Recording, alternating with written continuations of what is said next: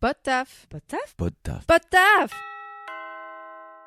Bienvenue dans Podtaf, Le podcast qui te fait découvrir des métiers. Waouh! Moi, c'est Laura. Et moi c'est Sarah, On a passé la trentaine, on a testé pas mal de métiers. sans jamais trouver le bon. Aujourd'hui, on sait toujours pas ce qu'on veut faire. Alors on est parti explorer les métiers. Pour comprendre ce qu'ils sont vraiment. Et on vous emmène avec nous. C'est parti, Sarah? C'est parti Laura, t'es prête? Oui. Et justement, on accueille notre nouvel invité du jour. Bonjour Thomas Abel, bienvenue sur Podtaf. Bonjour à toutes. Thomas, quel est ton métier? Alors moi je suis ingénieur et pilote de drone. En quoi consiste le métier de pilote de drone? Vaste question, c'est un métier très divers. On imagine pilote de drone, la captation d'images aériennes, ce qu'on voit un petit peu à la télé. Avec ma formation d'ingénieur, moi je propose des services en plus sur la cartographie en 3D, de l'analyse thermique, modèles un peu plus complexes, mais toujours au niveau du drone. Du coup, pour te lancer là-dedans, comment tu t'y es pris? Parce que c'est un métier plutôt nouveau. C'est une technologie nouvelle. Aujourd'hui, on en parle un petit peu dans les médias avec l'apparition justement des images et de la guerre en Ukraine qui a fait exploser un petit peu le drone. Mais moi, je suis pilote de drone depuis 9 ans. Donc à l'époque, il y avait une grosse entreprise française qui était Parrot. Donc j'ai commencé avec un premier drone de cette marque-là. Et la ville dans laquelle j'habitais, donc à proximité de Dunkerque, pendant ma jeunesse, finançait des bourses de permis d'avion. Donc j'ai commencé en réalisant du coup mon brevet de base aviation, et mon instructeur était instructeur drone. Il m'a dit tu t'intéresses justement au drone, t'en pilotes dans ton jardin, alors pourquoi pas tu passerais ta formation professionnelle. Donc j'ai fait cette petite formation d'une semaine avec lui. Donc j'ai les qualifications professionnelles, donc j'étais encore en études à ce moment-là, donc j'ai pas exploité cette compétence directement. Donc moi j'ai fini mes études, j'en pilotais, j'avais ouvert après ma société, mais pour les week-ends, pour les amis, pour faire des prises de vue sympas, mais là purement audiovisuel. Et donc j'ai continué après mes études. Donc tu ne fais pas que des films audiovisuels, tu fais aussi des prestations plus techniques. Est-ce que tu peux nous en citer? Sur les réseaux sociaux, on a besoin de belles images. Moi, le premier, je communique avec des belles images, rarement sur des prises de vue techniques, parce qu'on ne cherche pas la beauté de l'image, mais on cherche justement, par exemple, sur une analyse de toiture, ça va être détecter les fuites, détecter les tuiles cassées. Ça peut être de l'inspection technique pour des ouvrages d'art, par exemple les ponts, chercher des points de corrosion.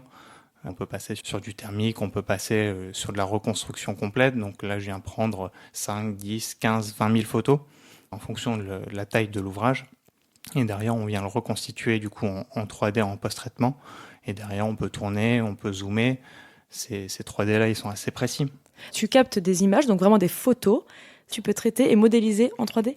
Alors dans l'image, comme quand vous prenez une photo sur votre téléphone, il y a plein de données dans l'image. Donc ça peut être la date, l'heure, la position GPS. Et donc là, moi, je récupère la position GPS de l'image, donc la position GPS du drone, et derrière, après, je reviens combiner toutes ces images donc avec un logiciel pour obtenir après un modèle en 3D fiable, avec une bonne précision, ce qui fait que des fois, les architectes s'appuient sur moi pour avoir, par exemple, des implantations, quand ils veulent rajouter une antenne sur un bâtiment, des choses comme ça. Ils peuvent le faire, du coup, via ce modèle 3D, ou même des géomètres sur de l'implantation d'antennes, toujours. C'est génial, franchement, je n'avais jamais pensé à ça. Genre pour moi, drone égale belles images prises de haut, mais en fait, si tu veux voir le dessus d'un méga gros avion, prends un drone. Si tu veux aller au-dessus d'un château, prends un drone. Si tu veux aller voir un nid de frelons dans un baobab, tu prends un drone. Comment ils faisaient avant? Je sais que sur plein d'ouvrages assez complexes, on était sur du travail avec des cordistes. Donc avant, ils descendaient en rappel. C'était des journées de travail, parfois risquées parce que les points d'accroche n'étaient pas forcément des meilleurs. On travaille sur un pont corrodé, accrocher quelqu'un, c'est peut-être pas la meilleure des idées. Mais là, du coup, avec le drone, on peut arriver justement à... Certes, on va prendre moins de temps, mais surtout, on ne met pas l'humain en jeu. L'humain, il sera toujours utile pour repeindre s'il y a besoin de repeindre, pour venir souder s'il y a besoin de souder, mais on aura déjà une première analyse qui permettra de faire une levée de doute. Tu prenais l'exemple même d'un pont, tu peux comprendre si le pont a un problème structurel grâce au drone? Avec l'image que je vais prendre du coup du pont, derrière, après, donc avec mes compétences d'ingénieur, et des fois je m'appuie sur des experts pour détecter justement des fissures, des problèmes de corrosion, et derrière faire intervenir des grosses entreprises qui sont gestionnaires du coup de ces infrastructures, et derrière eux vont lancer le bon process pour par exemple repeindre le pont, améliorer la structure derrière. On parle beaucoup de rénovation énergétique. Tu dois aller observer le bâtiment et voir s'il y a des pertes de chaleur à tel endroit. J'imagine que le drone, justement, sert à capter ce genre de données. Alors totalement, je travaille avec des auditeurs énergétiques. Eux, ils sont à la caméra thermique au sol. Donc ils peuvent déjà regarder tout ce qui est mur. Mais la toiture, en fait, on va avoir un angle et un recul qui ne sera pas suffisamment bon pour avoir des données exploitables. Du coup, là, le drone devient utile. Là, j'ai un cas assez concret, ça a dû arriver il y a 15 jours, 3 semaines, où une entreprise avait fait appel à des professionnels pour faire une rénovation de bâtiments. Ils avaient un doute, justement, là, sur nos périodes de canicule, il faisait quand même très chaud encore dans le bâtiment. Après analyse thermique, ils avaient posé une bande d'isolant sur 2 pour faire des économies de matière, et voilà. Et justement, tes clients, ce sont des industriels, ça peut être des particuliers sur une maison, par exemple ? Ça peut être du particulier sur une maison, ça peut être de l'industriel, ça peut être, là, un autre exemple de caméra thermique. Là, on va arriver dans la saison des moissons pour faire de la recherche d'animaux. Donc, ils ont une signature thermique propre à chaque animal. Donc, on peut justement faire un parcours. Donc là, on va faire de nuit pour avoir le plus grand delta de température. Donc entre l'animal et du coup la température ambiante, pour pouvoir les détecter et justement éviter qu'ils passent dans la moisson. Incroyable. Tu pourrais travailler avec la gendarmerie en cas de disparition d'une personne ? Alors on a fait une expérimentation à une époque avec des forces de secours. Est-ce que ça fonctionne ? Ça fonctionne. Et juste pour revenir sur ta formation d'1 semaine quand tu étais un peu plus jeune, qu'est-ce qu'on apprend à quelqu'un qui veut se lancer dans le drone ? Disons, moi demain, ça va l'air ouf ton métier, je veux me lancer, qu'est-ce qu'il faut que je sache ? Déjà, comment on pilote un drone, c'est la partie pilotage, donc savoir comment faire des beaux plans, savoir comment exploiter des fois des données techniques. Et puis derrière, il y a tout le volet réglementaire. Donc on est en France, mais on est aussi en Europe. Donc aujourd'hui, il y a la réglementation européenne qui est en vigueur. Et du coup, en fonction des zones et de l'endroit du survol, des demandes différentes à faire. Si je fais voler le drone au-dessus d'une zone qui est interdite, qu'est-ce qu'on risque ? On risque peut-être une amende, peut-être même jusqu'au pénal ? Aujourd'hui, c'est plus des rappels à la loi et des confiscations de matériel, voire des petites amendes s'il y a vraiment une grosse infraction qui a été commise. Dès qu'on est sur de la zone densément peuplée, déjà, ça va être interdit pour le non-professionnel. Dès qu'on va être dans des zones style Orly, la zone est bien plus grande que l'aéroport en lui-même. Elle peut s'étendre à une dizaine de kilomètres autour de l'aéroport. Donc on arrive du coup dans des zones, dès qu'on a un petit peu de trafic, dès qu'on a un petit peu d'entreprise, ça peut être des zones Céveso, ça peut être des zones sensibles, des bâtiments sur lesquels on n'a pas le droit de la captation d'images. Parce que, bâtiments soit d'État, soit entreprises privées qui traitent des données confidentielles. Les professionnels qui ont le droit de piloter des drones, ils ont donc peut-être plus d'autorisation et notamment de survoler des endroits où il y a quand même peut-être des personnes. Alors dans tous les cas, le survol de personnes est interdit. C'est pour une question de sécurité, donc en fonction des modèles de drones, on peut être de quelques centaines de grammes à plusieurs kilos quand même 250 grammes s'il est à 120 mètres. Avec la vitesse de chute, ça fait tout de suite des dégâts, surtout sur les enfants, surtout sur les personnes âgées. Donc la réglementation impose que le survol de personnes est interdit, hormis si les personnes font partie de la mission. Par exemple des comédiens, par exemple une équipe technique qui est derrière, là on va pouvoir les survoler parce qu'en amont ils ont signé une sorte de dérogation comme quoi... De décharge de droit à mourir sous un drone. C'est ça. Du coup, la question je la poserai autrement. Où as-tu le droit de filmer ? En toute légalité.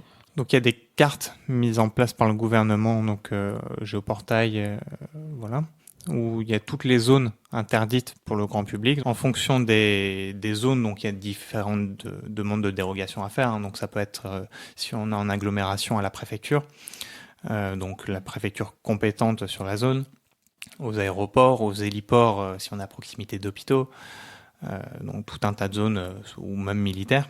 Une fois qu'on a toutes ces autorisations, on pourra les voler. Donc ça prend un certain temps.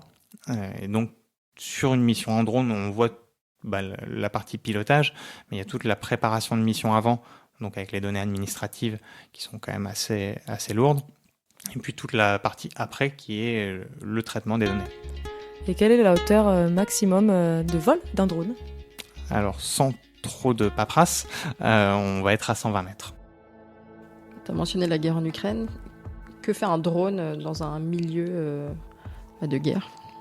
Dans un milieu de guerre, il a deux vocations, donc ce qui est l'identification de la zone ennemie, toujours la donnée, hein, c'est hyper important, donc voir un petit peu le conflit, où se situe l'ennemi, mais également l'emport de charges explosives.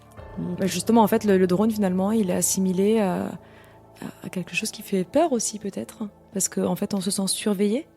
Alors c'est quelque chose qui fait peur, c'est aussi pour cette raison que je suis venu dans ce podcast. Et demain, vous avez votre voisin qui fait décoller un drone, et ben, il regarde chez vous, c'est bon, ce qui est totalement interdit.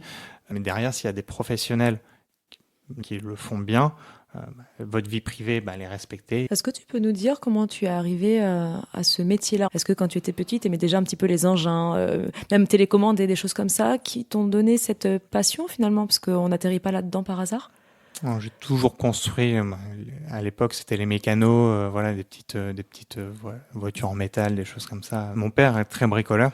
J'ai eu une première imprimante 3D assez jeune. J'étais en 3e, je crois. Du coup, ça m'a permis déjà d'être sur de la conception, aimer fabriquer des choses. J'ai construit des premiers drones à l'époque, donc ce qu'on appelle des drones FPV. C'était mes premières constructions et au fur et à mesure du temps, du coup, avec le fait de se professionnaliser, j'en ai fait mon métier. C'est-à-dire quoi, FPV ? First Personal View. C'est une prise de vue spécifique. C'est le retour caméra est directement dans un masque. On vole en immersion, en fait. Quel est ton parcours ? Alors moi, j'ai fait un bac scientifique, option sciences de l'ingénieur. Et après, j'ai continué du coup avec 2 années de classe préparatoire au lycée de l'Europe à Dunkerque. Et puis après, je me suis dit, quitte à choisir une ville loin, autant prendre la plus loin de Dunkerque. Donc je suis parti à Biarritz. Un peu de soleil. Et quel était le nom de l'école ? L'Estia. J'ai fait une spécialisation en matériaux composites, tout ce qui est carbone. Et le 2e diplôme, où je l'ai passé à l'Université de Paris, en ergonomie et facteurs humains. Et quand tu t'es lancé dans ton parcours académique d'adulte, on va dire, tu avais déjà en tête que tu allais te lancer dans le drone ou pas spécialement ? Absolument pas. J'étais ingénieur, j'allais rester sur un cadre assez classique. Juste après, donc j'étais en apprentissage pendant cette école d'ingénieur. J'étais embauché du coup par l'entreprise dans laquelle j'ai fait mon apprentissage. Je suis quand même resté pas loin de 7 ans. Bon, j'avais fait un petit peu le tour de l'entreprise et je me suis dit pourquoi pas lancer mon activité. Je suis encore jeune, donc si je le lance pas aujourd'hui, je pense que je le lancerai jamais. Donc pourquoi pas me donner, au départ je m'étais donné 6 mois pour voir si ça prenait. Bon là maintenant on est à une grosse année. Et ça a pris. Et donc je suis toujours là, donc c'est que ça a pris.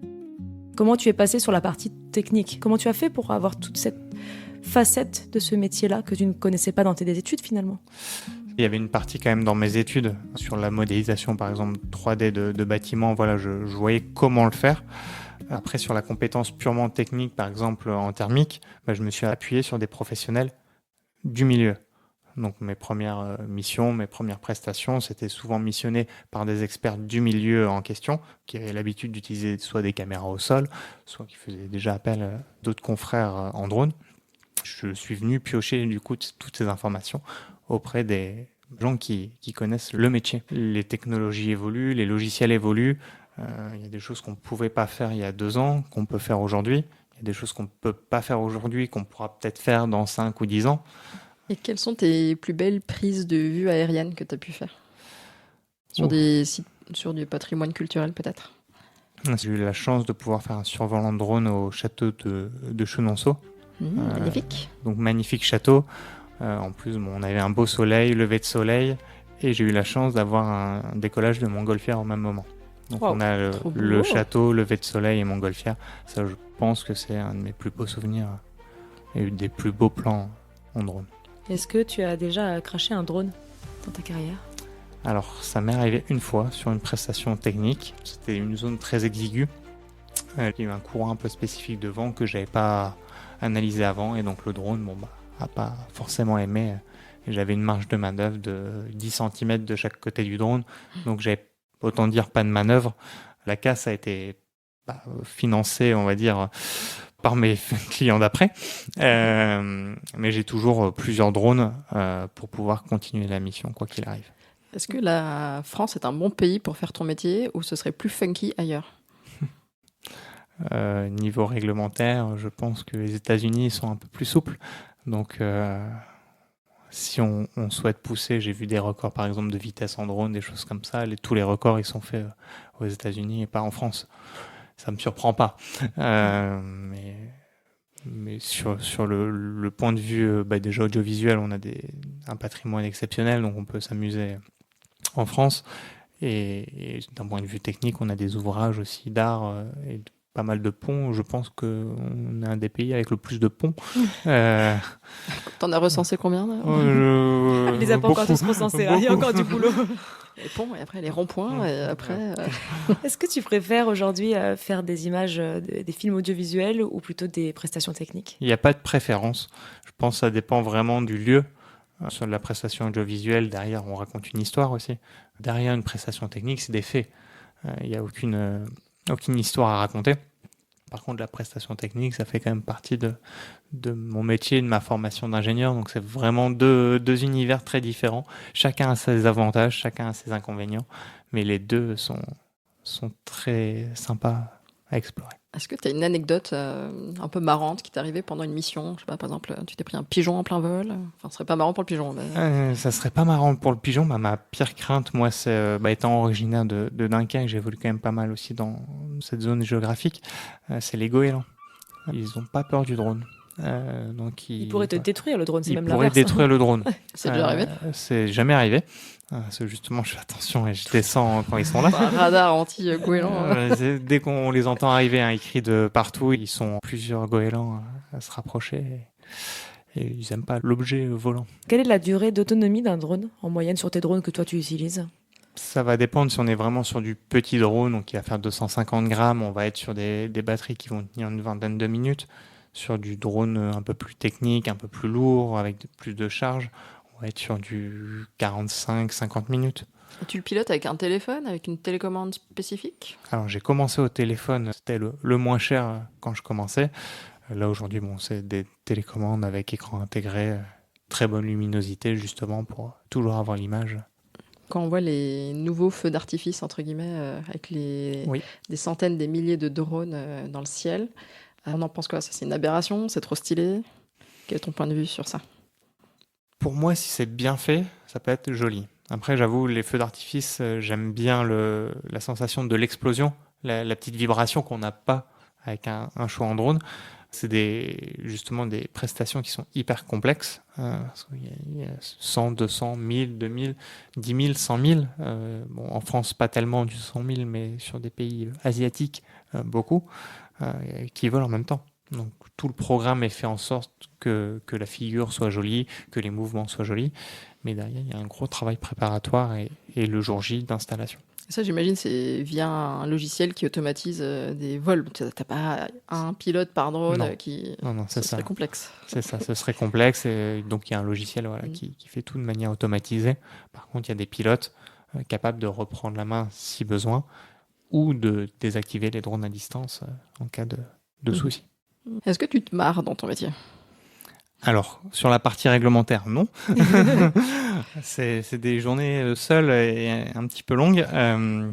Mais par contre, oui, sur des prestations techniques, on rencontre énormément de gens, des gens de parcours très différents et avec des envies différentes. Derrière, travailler par exemple avec un réalisateur pour faire des plans audiovisuels, ça va pas être pareil que travailler avec un thermicien, que travailler avec un particulier. C'est toute cette diversité qui fait, je pense, la richesse de mon métier. Est-ce que tu fais ton métier pour la gloire ou pour la fortune? Alors, non. Lancer son entreprise en France pour la fortune, je pense que déjà c'est mal parti. Donc moi je le fais surtout par passion. Tout quitter et repartir de zéro, du coup avec un salaire de zéro, ça a été un choix, donc je l'ai pas fait pour le salaire. Pour la gloire, non plus. Après, ça fait toujours plaisir si on voit ces images ou si on voit ces projets qui sont réutilisés, forcément.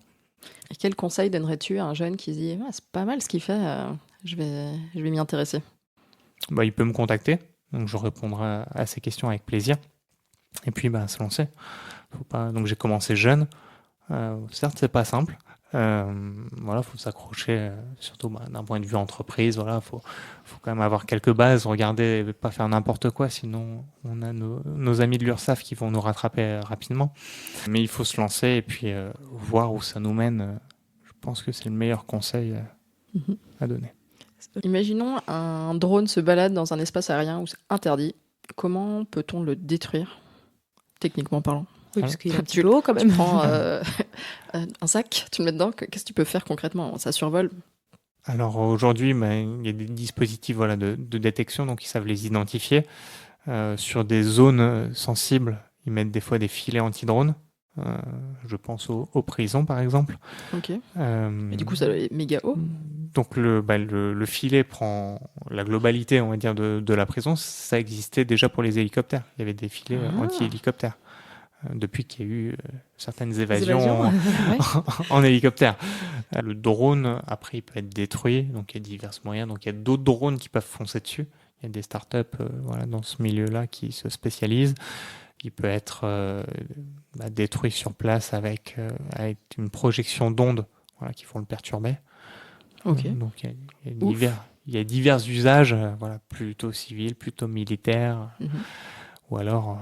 Il y a eu une histoire il n'y a pas très longtemps d'une municipalité qui faisait justement un survol en drone. Un octogénaire a fusillé le drone qui survolait sa propriété. C'est efficace. Donc il avait un sacré tir quand même. C'est ça. Il l'a neutralisé. 120 mètres maximum de hauteur. Il était en droit de le shooter. Alors, déjà, la possession d'une arme à feu chez soi, je suis pas sûr que ça soit totalement légal. Et tirer encore moins qu'un dans une zone qui n'est pas pour tirer. Moi, je suis impressionné qu'il ait shooté le drone. Et il a bien visé en tout cas. Il a bien visé. Franchement, pour l'exploit, moi, je peux le féliciter. Pour la détention d'armes, on ne le félicite pas. Voilà. Où est-ce qu'on peut te retrouver justement? Alors, le nom de mon entreprise, c'est mon nom, mon prénom, Thomas Abel. Donc, sur les réseaux sociaux, je communique particulièrement de l'audiovisuel. Et sur mon site internet, du technique et de l'audiovisuel. Si tu pouvais découvrir un métier, n'importe quel métier sur PodTaf, ce serait quel métier? Je dirais pâtissier. On n'a pas encore eu de pâtissier dans PodTaf. Il faut qu'on aille à la recherche d'un pâtissier ou une pâtissière. Trop cool. Écoute, merci beaucoup Thomas, c'était trop intéressant.